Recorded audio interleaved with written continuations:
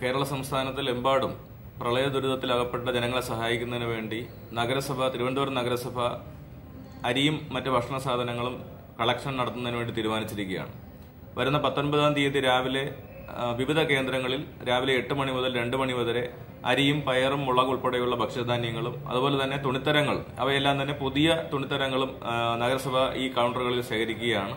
അതോടൊപ്പം തന്നെ വിവിധങ്ങളായിട്ടുള്ള മരുന്നുകൾ, ഡെറ്റോളും ആന്റിസെപ്റ്റിക് ലോഷൻ അടക്കമുള്ള മരുന്നുകളും മറ്റ് കുട്ടികൾക്ക് ഉപയോഗിക്കാൻ കഴിയുന്ന ഉൽപ്പന്നങ്ങളടക്കം ശേഖരിക്കുകയാണ്. ഈ ക്യാമ്പയിനുകളിൽ തിരുവനന്തപുരം നഗരത്തിലെ എല്ലാ ജനങ്ങളും ഉദാരമായി പങ്കെടുത്ത് സഹായിക്കണമെന്ന് ഞാൻ അഭ്യർത്ഥിക്കുകയാണ്.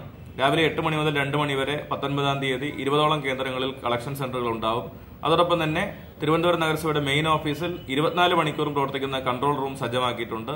ഈ കൺട്രോൾ റൂമിലേക്കും എല്ലാ റെസിഡൻസ് ഭാരവാഹികൾക്കും മറ്റ് സന്നദ്ധ സംഘടനകൾക്കും അവരുടേതായിട്ടുള്ള സഹായങ്ങൾ ഇവിടെ നൽകാവുന്നതാണ്. ഇതിനെല്ലാം തന്നെ ചെക്കുകളായി നൽകുന്ന സഹായങ്ങൾക്ക് മുഖ്യമന്ത്രിയുടെ ദുരിതാശ്വാസ നിധിയിലേക്ക് അവ നൽകി അതിന്റെ രസീതുകൾ നഗരസഭ നിങ്ങളെ ഏൽപ്പിക്കുന്നതായിരിക്കും.